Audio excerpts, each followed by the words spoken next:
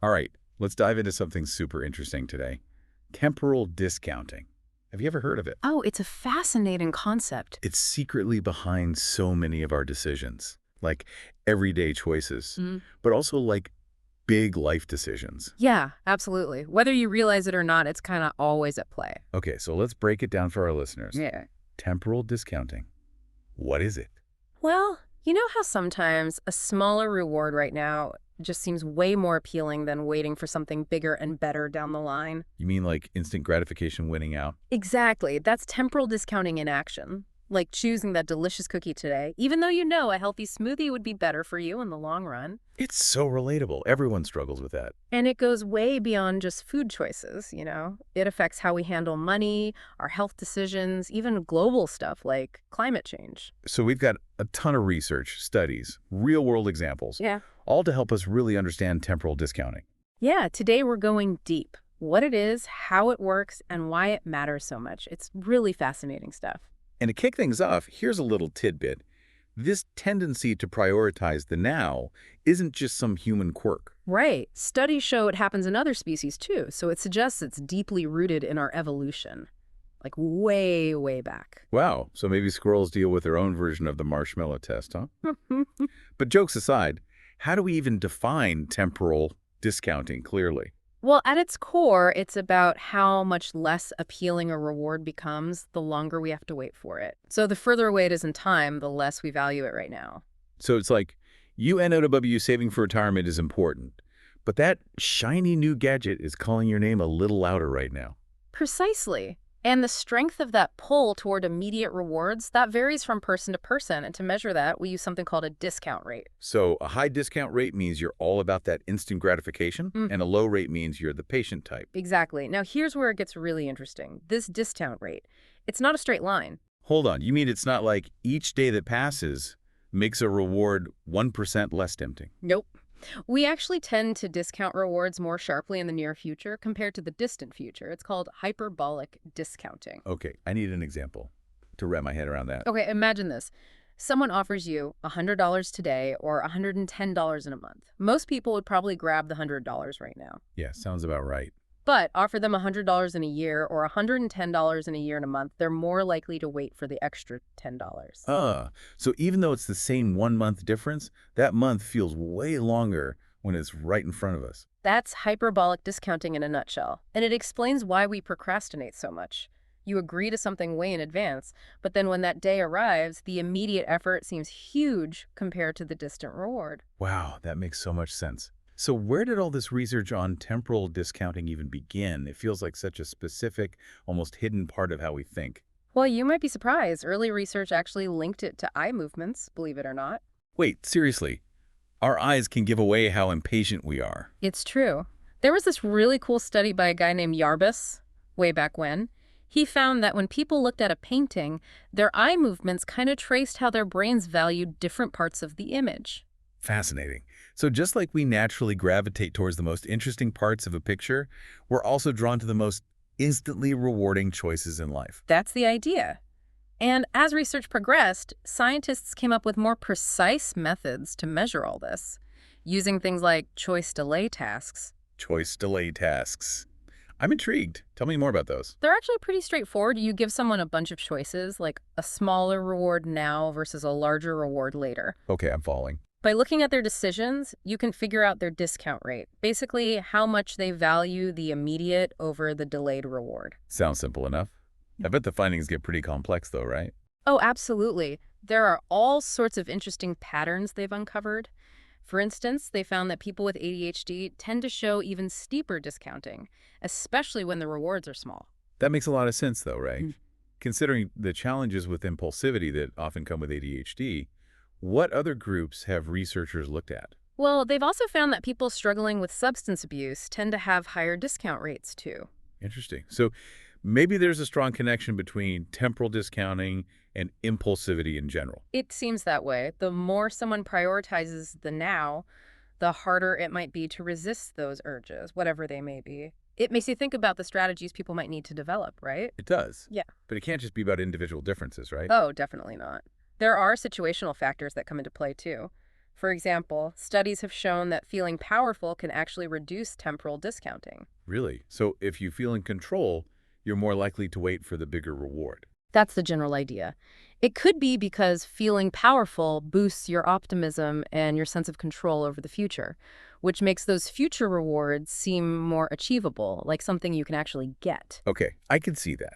But there must be more to it, right? It can't be as simple as just feeling powerful equals patience. Oh, you're absolutely right. It's way more nuanced than that. Like, if a powerful person experiences a lot of frustration, that can actually increase their temporal discounting. Ah, so it's not just about the power itself, but how smoothly things are going as well. A frustrated CEO might still grab that cookie, Yeah. even with all that power. Exactly. It's like this intricate dance between your emotions, your thoughts, what's happening around you. All of those things ultimately shape your choices. And let's not forget the influence of culture, too. Right. I remember reading about Danbo in one of the articles. What was that about again? Dando is a fascinating concept in some East Asian cultures. It's about being indifferent to things like fame or wealth. And it suggests that even something as personal as temporal discounting can be molded by the values of your culture. Wow. So what we might see as individual quirks could actually be influenced by centuries of shared beliefs and practices. That's incredible. It is, and it really highlights how complex this whole topic is. But let's bring it back down to earth for a minute. How does temporal discounting actually play out in our daily lives, like in ways we can all relate to? Okay, I like that. Let's get practical. Well, think about procrastination, that classic struggle we all know and love. It's a perfect example of choosing the immediate comfort of doing nothing over the delayed reward of finishing that task. Oh, I know that struggle all too well. Yeah. My to-do list could be a case study in temporal discounting, for sure. And it's not just about work or chores, right? Think about financial decisions. Choosing to spend money now instead of saving for later, that's driven by that same desire for immediate gratification. It's like choosing that cool new gadget today over a financially secure retirement way down the line. And those buy now, pay later schemes? Those are practically designed to exploit that, right? Exactly. They're playing right into our desire for instant gratification. And let's not forget about health choices, too. Opting for a greasy burger instead of a healthy salad. That's another example of prioritizing immediate pleasure over long-term well-being. Okay, so this is all starting to make a lot of sense. But I have to ask, Yeah. how do we break free from this cycle of instant gratification? How do we start making those choices that are actually good for us in the long run? Well, the first step is awareness. Understanding that this tendency is normal and something we can work with. From there, we can start exploring different strategies to become more aware of our biases and make more deliberate choices. Okay, I'm all ears. What are some of those strategies? Well, before we jump into that, I want to touch on something pretty amazing that researchers have discovered. It's about saccadic eye movements. You know, those super fast movements our eyes make when we're looking at something? Whoa, hold on. Eye movements and decision-making. Yeah. How are those two things connected? It turns out those rapid jumps our eyes make, called saccades, can tell us a lot about how our brains are processing rewards over time. All right, now you've got me really curious. Tell me everything. So think about it, right? When we look at something interesting, our eyes don't just stay still, they dart around, they focus on the most rewarding parts. Great, they're constantly moving. And what researchers found is that the speed and the duration of these saccades are actually influenced by what we're expecting to see. It's like our brains are anticipating what's coming next. So if we think we're about to see something really cool, our eyes move faster. Like they're eager to get to the good stuff. Exactly. It's as if our brain is saying, hurry up, get to the good part. Studies have shown that when we anticipate a more rewarding target, those saccades, they're quicker, more direct. Wow, that's wild. So even our eye movements are reflecting this deep-seated desire for those immediate rewards. It's like our biology is pushing us toward that instant gratification. It really is. Yeah. And this connection between saccadic eye movements and temporal discounting, it's not just a cool observation. It suggests that even our most basic motor functions, the way our bodies move, they're influenced by this fundamental principle. This is mind-blowing. Okay, so we've talked about eye movements, but let's get back to those choice delay tasks you mentioned earlier.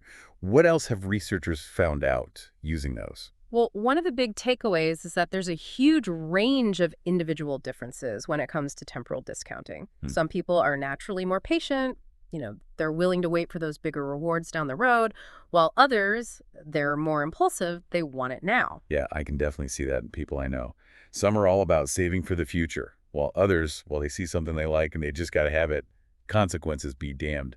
It's almost like different personality types, right? Exactly. And those differences in how people discount future rewards, they can have a major impact on their lives. Like individuals who discount the future more heavily, they're more likely to engage in risky behaviors or have a hard time sticking to those long-term goals.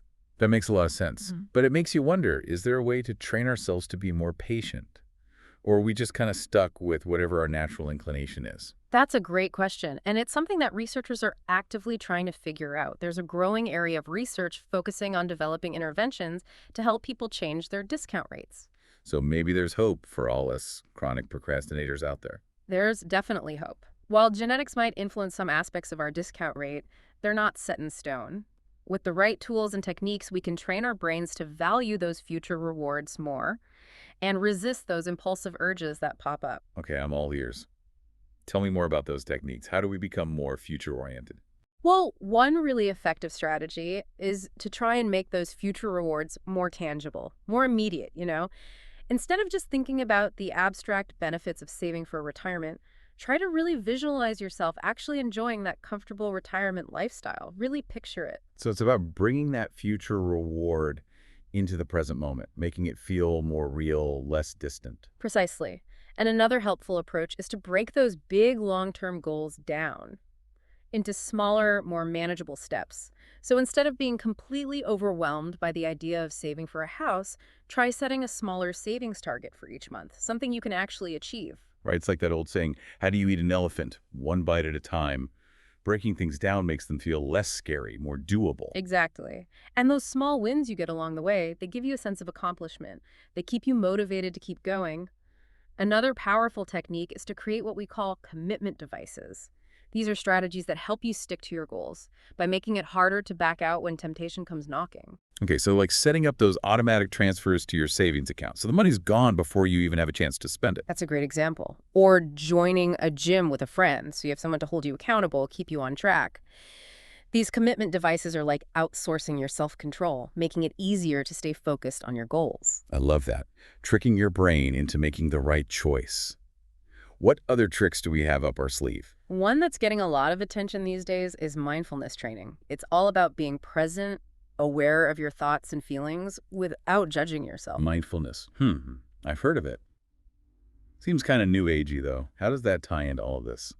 Well, you might be surprised to hear that research has actually shown that practicing mindfulness can actually reduce those discount rates. By becoming more aware of our impulses and urges in the moment, we can create a little space between those urges and our actions, a pause button, so to speak. So instead of immediately giving in to that urge to splurge or procrastinate, you take a moment to consider. You give yourself a chance to make a more deliberate decision. Exactly. Mindfulness helps us respond to those urges more thoughtfully, instead of just reacting automatically. It gives us more control over our choices. I'm starting to see how all these pieces fit together. Understanding temporal discounting, learning about these different strategies, it's like we're building this toolkit for making better decisions in every part of our lives. I like that. It's a toolkit for a more fulfilling future, you could say. And it's not just about individual effort either. There are things we can do as a society to encourage more of this future-oriented thinking. So things like public policies that encourage people to make more sustainable or healthier choices. Exactly. These interventions try to reshape our environment.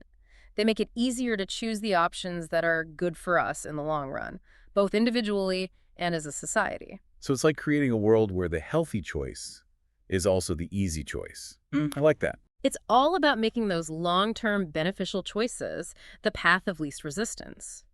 Now, before we move on to talk about the future of research on temporal discounting, I want to touch on one more really interesting area: how external factors can actually influence our discount rates. Okay, we've talked about our emotions, our personalities, our cultural backgrounds, all those internal things. But you're saying things outside of us, our environment, can also affect how we value future rewards. Absolutely. Think about how certain environments might make you feel more impulsive. Have you ever noticed that being in a fast food restaurant with all those smells of fries and burgers might weaken your resolve to eat healthy? Like it's harder to resist those temptations when you're surrounded by them. Oh, 100%. It's like my brain totally forgets about all my healthy eating goals when I'm in that environment. Right. Well, research has shown that being exposed to those cues that are associated with immediate rewards, it can actually make our discount rates go up. Those tempting sights and smells, they activate that desire for instant gratification. They make us more likely to go for those smaller, sooner rewards. It's like those cues are hijacking our brains. They're making us forget about the bigger picture, about what's really good for us in the long run. Exactly. And this phenomenon has huge implications for things like marketing and advertising. Companies often use those very same tempting cues to encourage people to make impulse buys. They're playing on our desire for immediate satisfaction. Ah, so those limited time offers and buy one, get one free deals, those are all strategically designed to exploit our temporal discounting biases. You got it. They know exactly how to tap into that desire for instant gratification. And it's not just marketing. Social influences can also have an impact on how much we discount the future. Studies have shown that if we see other people around us making impulsive choices, we're more likely to do the same thing. It's like our brains are wired to follow the crowd, even when it comes to bad decisions. Much like peer pressure, but for bad decisions. Yeah, exactly. And on the flip side, if we see people making patient, future-oriented choices, well, that can inspire us to do the same. It shows how important our social environment is in shaping how we relate to delayed gratification. So it's not just about individual willpower then. Yeah. Our surroundings and the people around us can subtly nudge us toward more impulsive or patient choices. It's fascinating how much influence these external factors have. It really is. And understanding these external influences, it's crucial for creating environments that encourage long-term thinking, environments that promote those healthy behaviors we've been talking about. Right. It's about creating what you call those choice architecture nudges. Yeah. That kind of make it easier for us to make those future-oriented decisions. Exactly. And speaking of designing environments, let's switch gears for a minute and talk about behavioral economics. Temporal discounting is a key concept in understanding how people make decisions about money, how we save, how we invest, how we borrow. Okay, let's talk money matters. How does temporal discounting fit into all of that? Well, at the heart of it all is this idea of delayed gratification. When people save money, what they're doing is choosing to delay gratification. They're giving up the chance to spend that money right now for the future reward of financial security. Right. And I imagine people with higher discount rates would have a tougher time with that. They'd be more tempted to spend that money now, enjoy it in the moment, instead of putting it away for some distant future goal. Exactly. And the same principle applies to investing. You're putting money aside today, hoping for future returns down the line. Again, people's willingness to invest, it's influenced by their discount rate. Those who value future rewards more highly are more likely to invest. It's all about finding that balance between the cost today and the potential gains tomorrow. Precisely. And then there's borrowing money. That's all about seeking that immediate gratification, right? We're bringing future consumption into the present, and we pay a price for that privilege in the form of interest. So those who really prioritize the now might be more likely to rack up credit card debt or take out loans, even if it ends up costing them more in the long run. Exactly. Understanding these principles of temporal discounting, it helps economists predict how consumers will behave, design better financial products, and come up with policies that encourage people to save and invest for the future. It's like having a secret decoder ring for the world of finance. You could say that. And the applications of temporal discounting, they go way beyond just traditional economics, It's relevant in areas like healthcare and environmental policy, too. So it's not just about money. This is really starting to feel like a universal principle, operating in so many different areas of life. It really is. In healthcare, temporal discounting, it influences decisions about things like preventative care and those healthy behaviors we were talking about earlier. Right, so choosing to exercise regularly, eat healthy foods, Mhm. those things all require delaying gratification. We're giving up that immediate pleasure of indulging in unhealthy habits for the long-term reward of good health. Exactly. And individuals who have those higher discount rates, they might find those choices harder. They might prioritize those immediate pleasures over their long-term well-being. It's like choosing that extra slice of cake now, instead of the potential health benefits you might reap years down the road. Exactly. And by understanding these biases, healthcare providers can start designing interventions that make those healthy choices more appealing, easier to actually stick with. It's about making those future rewards feel more real, less abstract. bringing them closer to the present moment. Exactly. And when it comes to environmental policy, temporal discounting is central to issues like sustainability and climate change. Choosing to reduce our carbon footprint, invest in renewable energy, those things require us to sacrifice some immediate comfort and convenience. But it's for the long-term well-being of the planet. It's that classic dilemma, right? Short-term gains versus long-term sustainability. But with the stakes so high, how do we overcome that tendency to prioritize the now? How do we get people to see that the future of the planet is worth sacrificing for? It's a massive challenge, there's no doubt about that. And it requires creative solutions that make those future rewards feel more tangible, more immediate. For example, instead of just talking about the distant benefits of fighting climate change, we need to highlight the benefits that people can experience right now.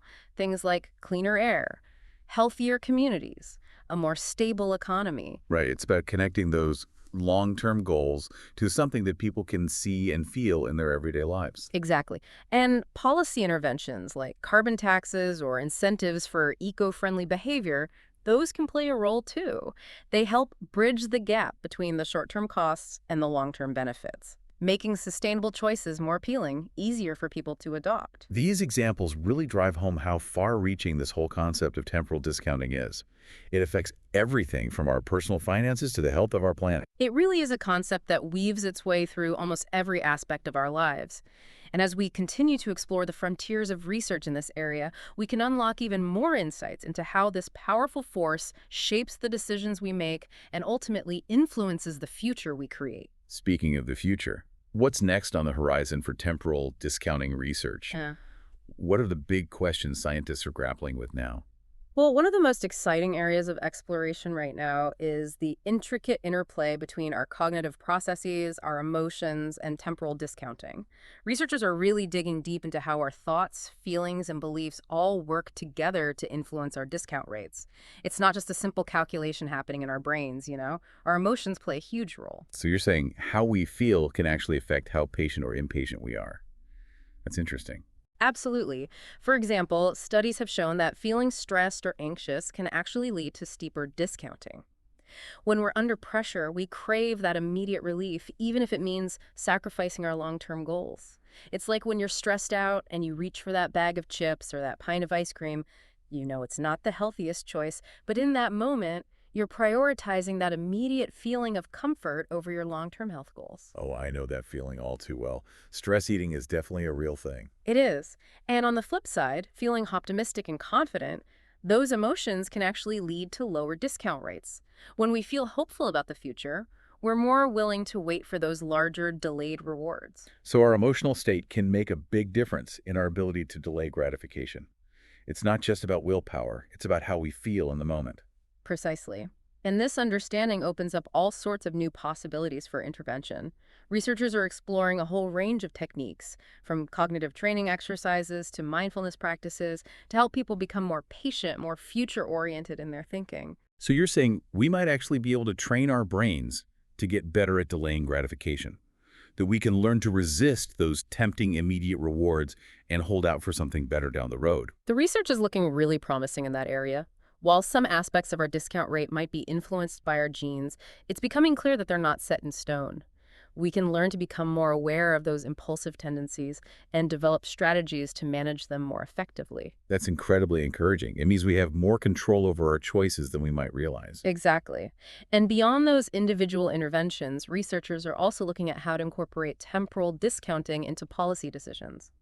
How can we design policies that encourage long-term thinking and sustainable behaviors, especially when we're facing these huge global challenges like climate change? How do we get people to prioritize the long-term well-being of the planet over those immediate comforts and conveniences? It's such a crucial question. It feels like the fate of the planet depends on our ability to find those answers. It really does.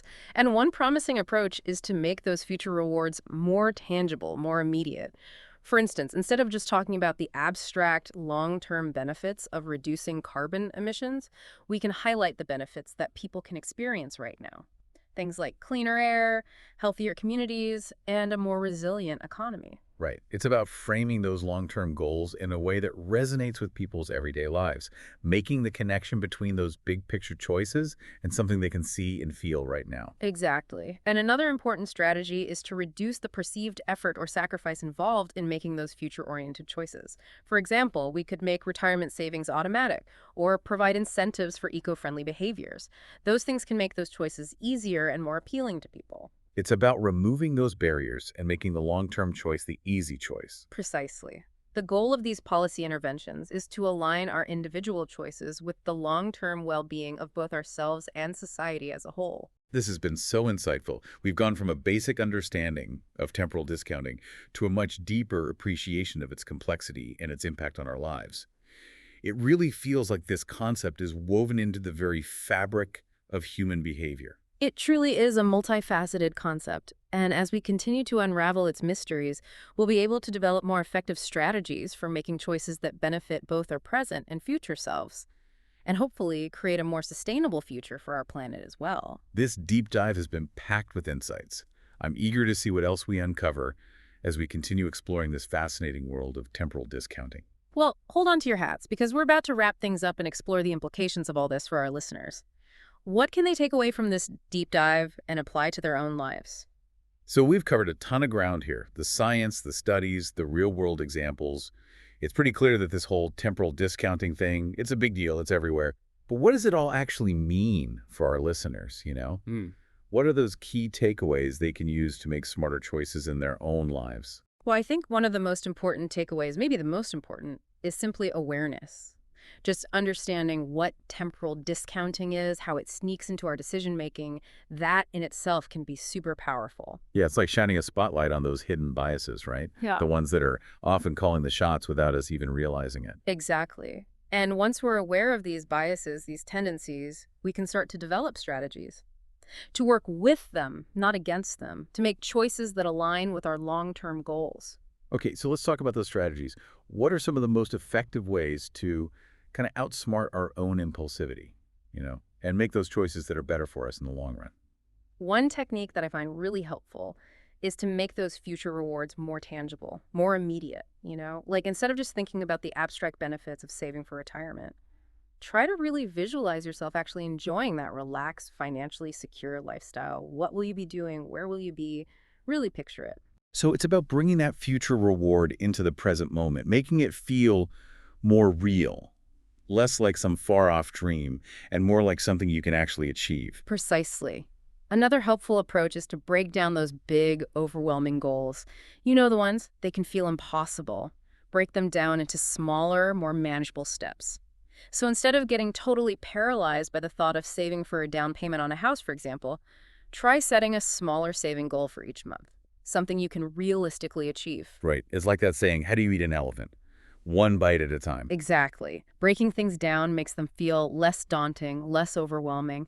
And those small wins you get along the way, they create this sense of accomplishment that can really keep you going, keep you motivated. Another strategy that can be really effective is to create what we call commitment devices. It's about binding yourself to your goals, making it harder to give in to temptation when it inevitably shows up. Okay, remind me of some examples of those commitment devices. Sure, like setting up those automatic transfers to your savings account so the money's tucked away before you even have a chance to spend it. Or joining a fitness class with a friend so you have that accountability, someone to help you stay on track. These commitment devices are kind of like outsourcing your self-control. They make it easier to stay focused on your goals. It's like giving your future self a helping hand. Now, we talked about mindfulness earlier. How does that fit into all of this? Mindfulness can be incredibly powerful when it comes to dealing with impulsivity. It's all about becoming more aware of your thoughts, your feelings, those urges that pop up, in the present moment, but without judging yourself. So instead of just reacting to that urge to splurge or procrastinate or whatever it is, you create a little space, a pause, to make a more conscious choice. Exactly. Mindfulness helps us respond to those urges in a more thoughtful way. Instead of just getting carried away by them, we can choose a different path, one that aligns with our values and our goals. I'm really seeing how all these different pieces come together. Understanding temporal discounting and then learning about these different strategies, it's like we're building a toolkit for making better decisions in every area of our lives. I love that analogy. It's a toolkit for creating a future you're excited about, you could say. And remember, it's not just about individual effort. We can also work towards creating environments, communities, even societies that support those long-term choices. So things like advocating for policies that encourage people to make healthier, more sustainable choices, like those choice architecture nudges we discussed. Exactly. It's about shaping a world where the easy choice is also the choice that benefits both us as individuals and the planet as a whole in the long run. Now, before we wrap up completely, I wanted to touch on something you mentioned earlier about how this whole temporal discounting thing, how it might be evolving in our rapidly changing world. It feels like things are moving so fast these days. Everything's instant. Everything's available all the time. It makes you wonder, right? It really does. We've talked about how temporal discounting is rooted in our evolutionary history. But how is it adapting? How is it changing in response to all the challenges and opportunities of modern life? It's a fascinating question to consider. Well, we live in this world of instant gratification now. Smartphones, the internet. We have access to pretty much anything we want, anytime we want it. Yeah. Could all of that be making us even more impulsive? It's definitely a possibility. This constant barrage of stimulation, of immediate rewards, it could be rewiring our brains, Huh. training us to prioritize the now even more than before. That's a bit concerning, to be honest.